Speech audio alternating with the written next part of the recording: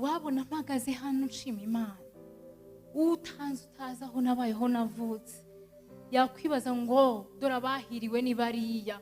Natwe hari igihe tutitwaga abahiriwe, hari igihe twitwaga abatindi.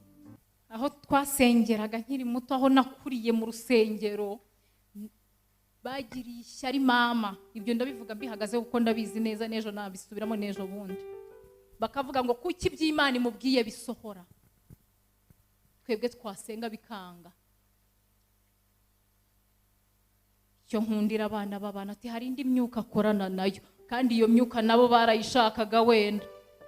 Mama wanjye akunda Imana, ariko nakuze mbona akunda Imana bitari ibintu byo kujenjeka. Yakunze Imana ayizirikaho kugera igihe Imana ivugana nawe n'abari mu rusengero